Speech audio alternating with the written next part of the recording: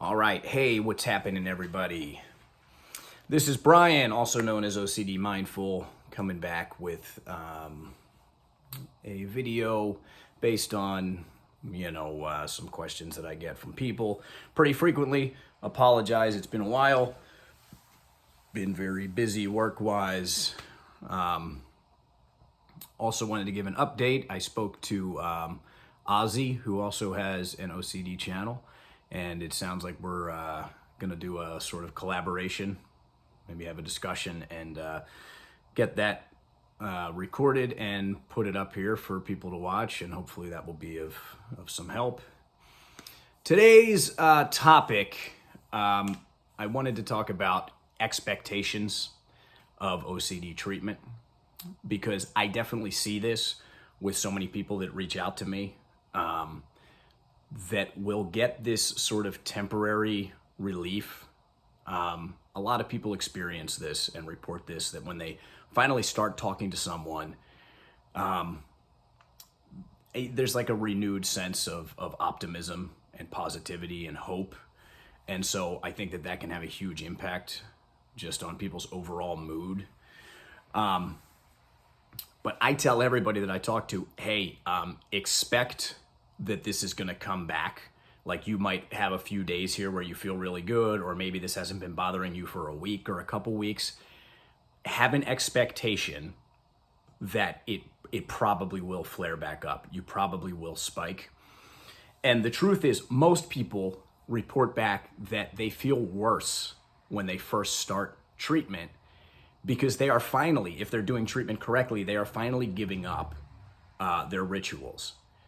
And their rituals are the thing they've been clinging to for perhaps years, for some people decades, that give them that temporary relief. So by finally making the choice to give those up and to accept uncertainty, you are now pretty much you're a victim to your own emotions and mood, and you are choosing not to go in there and temporarily sort of fix them or escape them by doing the rituals. So it's almost like you're inviting the anxiety to be there full time. You're for the first time experiencing it without any glimmer of possibility of escaping. Now, of course, a lot of people make the commitment, at least they say they make the commitment, to do the treatment, to accept uncertainty, to give up all rituals. But OCD can feel very, very overwhelming and very convincing.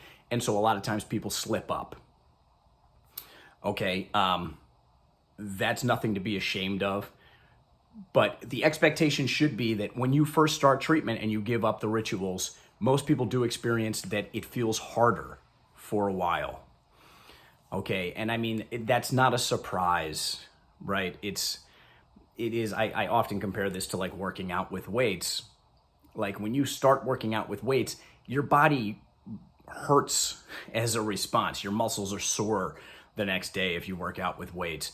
It seems like it's harder. People experience this too with when they start meditation. It's often said that, an analogy I like is we're like an old dirty rag. And when we first start meditating, for the first time, we're like clearing ourselves out. We're letting the rag lay in, a big tray of water. And now for the first time, all of this stuff is sort of coming to the surface. And so anytime you start something, a commitment to something new, the challenging part for a lot of those things is in the beginning. And it's definitely that way with OCD for most people. So to keep an expectation that you will spike, the problem will still feel very real. It will still feel like you have a strong instinct to figure out or solve your problem, to get certainty in one way or the other. The treatment involves reminding yourself every time that instinct pops up to override that instinct and say, hey, I know it feels like I can do this right now, and that this will be the last time I ever have to do a ritual. I'm going to get it figured out and I'll never do it again. You're going to make the choice every time that happens, if you want to get better, to say, hey, maybe that is the case, I'm going to choose not to even do the ritual in the first place, though, and accept that I just don't have certainty on this. And right now, I feel discomfort because of it, but I don't need the certainty. I can live my life without the certainty right now. And then to remember that more important caveat that I talk about all the time, that if we are to trust the treatment, that we can habituate to these uncomfortable feelings, then we should genuinely be looking forward to these tough moments, to the spike. I mean, like, it's very easy to say that when you're not spiking. Like, yeah, I'm all in. I'm ready to go. I'm going to be gung-ho with treatment. And then OCD hits you, and it's like you are a different person. The way you felt yesterday or a year ago or 10 minutes ago is gone. All of a sudden, it's all very real again. All the things you learn in treatment don't seem like they're going to work. And so this is where you have to exercise that leap of faith and say, I'm going to just trust the treatment. This is why I say, give it 3 months. When I say give it 3 months, I don't mean 3 months until you are magically cured. I mean, give treatment 3 months to stick to it the way that most experts talk about exposure response prevention. Give it 3 months to accept uncertainty and to completely stop all rituals and to stop any attempt at looking for an answer, and to add that element of looking forward to the anxiety because you trust the treatment. You're going to have faith that by embracing that attitude, you will habituate more and more to the thought, to the feeling, to the uncertainty itself. And so, yeah, this is the hard part for so many people. And I see people that I speak to, we have 1 or 2 sessions, and they're like, I'm feeling really good. Like, I'm finally getting over this thing. And I say to them all the same thing. I hope that it stays that way. But again, it shouldn't be fixed in a matter of a week or 2. Treatment isn't that you hear something or you learn one little tidbit of wisdom and you're back. Treatment involves literally doing cognitive behavioral therapy in the form of exposure response prevention for most people for a matter of months before you really start to experience freedom from your OCD. So if you're expecting that, like, you're going to read a book or you're going to hear something on some video and that's going to do it, like it's going to be instantaneous, I'm sorry to tell you, that's just not how it works. Again, let's use the analogy of working out at the gym or losing weight. Let's say I'm overweight and I want to lose 50 pounds. Well, I can read all about a diet. I can read all the stuff I should eat. I should put a diet plan together. I could do all that.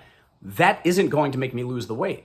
I will lose the weight gradually over the next however many weeks and months by following the plan. It's the same thing with this. I mean, we're literally changing the wiring of our brain. We have OCD. Most of us have OCD for a reason. We behaved and thought and held certain attitudes and beliefs for so long that we made those really significant changes in our brain. And to undo them, it takes time and effort. Okay, so in a nutshell, expect that you're going to continue to spike in the beginning. Expect in the beginning it's going to be harder because you're giving up rituals. Remember the important point about embracing the discomfort, inviting it in, allowing it to be there as much as it is. I mean, that's what exposures are. Exposures are us intentionally creating that anxiety because we believe that by doing that, by showing our brain, not only are we going to not avoid it, we're going to intentionally create it. That sends a very powerful signal to the brain. And then by giving up all rituals, that discomfort tends to be stronger for most people. They feel it more. And it really takes a willful overriding of your instinct. And this is why I used to write everything down. I'd read stuff. I had notes that I always had to myself when I was spiking that I would read. And I really think that made such a huge difference because had I not done that, it's a very good chance I would have jumped back into a ritual right then. So yeah, reminding ourselves what the treatment is and what the goal of treatment is. So as long as we're talking about expectations, the expectation here is that our OCD doesn't bother us as much after we do treatment. That's it. It has nothing to do with answering the question, to getting certainty, to making sure the thought never comes up anymore. It has everything to do with us reacting to this thought the same way that someone without OCD would react to this thought. Take HOCD, for example.